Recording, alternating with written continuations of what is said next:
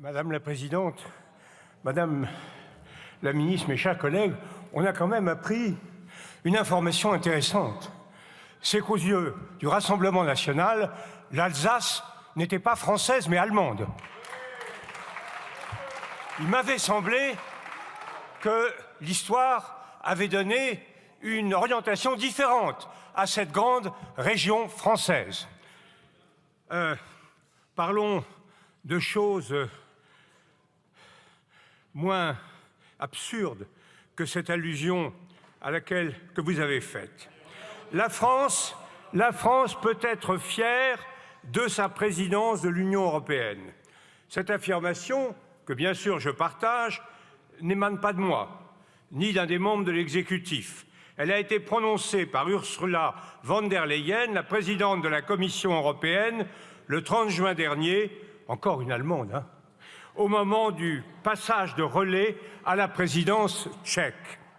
Comme l'a indiqué Charles Michel, le président du Conseil européen, belge francophone, un travail gigantesque a été réalisé par la présidence française.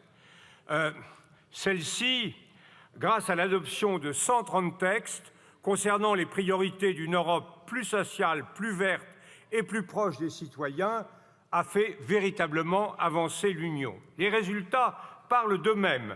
Dans le domaine de la lutte contre le réchauffement climatique, le Conseil et le Parlement européen ont approuvé l'ensemble des règles permettant de cingler vers l'objectif de réduction d'ici 2030 de 55% des émissions de CO2 sur le continent. S'agissant de l'Europe sociale, le processus concernant la directive sur le salaire minimum européen, encalminé depuis 2020, a connu une avancée déterminante, ce qui nous donnera un outil bienvenu et intelligent contre le dumping social.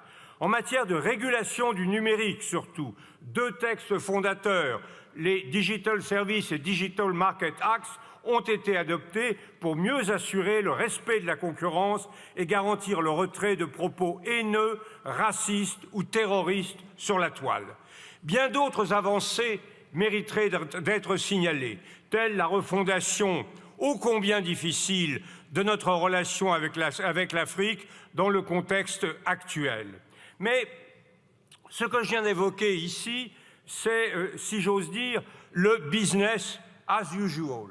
Or, la seule loi des présidences françaises, c'est la surprise. Ça a été le cas en 1989, en 1995, ça a été le cas aussi, vous vous le rappelez, en 2008. C'était la crise territoriale provoquée par la Fédération de Russie aux confins de l'Union, en Géorgie, et une crise financière inédite suite à la faillite de Lehman Brothers qui a modifié, bouleversé le calendrier de notre présidence. Aujourd'hui, un événement majeur a tout bouleversé. La décision absurde et criminelle, le 24 février, du président de la Fédération de Russie d'envahir sans justification aucune et hors de toute légalité le territoire ukrainien a représenté non seulement un stress test de première grandeur pour la cohésion et l'unité de l'Union, mais surtout un défi majeur pour la définition de son ambition ultime, sa transformation en une communauté politique active, solidaire et respectée. À la surprise de nombreux sceptiques, jusqu'à Poutine lui-même, et grâce à l'implication totale de la France et de son président, l'Union a adopté pas moins de 6 paquets de sanctions, les premières dès le 24 février. Et nous avons en convergence décidé ensemble de donner à l'Ukraine les moyens de vivre les armes à la main au lieu de disparaître dans la soumission à un pouvoir abject. Sans doute, la mise en œuvre de ces sanctions implique et impliquera des efforts de notre part, de la part de toute notre société.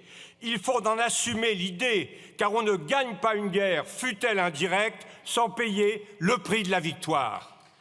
Point d'orgue de cette accélération de l'histoire, le sommet des chefs d'État et de gouvernement des 27 a formellement reconnu à l'Ukraine et à la Moldavie, le 23 juin, le statut de candidat à l'adhésion de l'UE. Ce qui confirme ce que nous savions nous autres, les militants de l'Union européenne, ce que nous savions depuis toujours, c'est que ce qui fait l'Europe, ce n'est pas la richesse, mais l'amour de la liberté et des valeurs fondamentales. Je suis tout à fait au-delà de mon temps de parole. Je vais donc arrêter et rappeler que ce qui fait l'Union, ce qui fait l'Europe, c'est fondamentalement le mot d'ordre de Thucydide, et c'est ça que l'Ukraine nous a rappelé. Il n'y a pas de bonheur sans liberté, ni de liberté sans vaillance. C'est l'honneur de la présidence française que d'avoir défendu ce principe.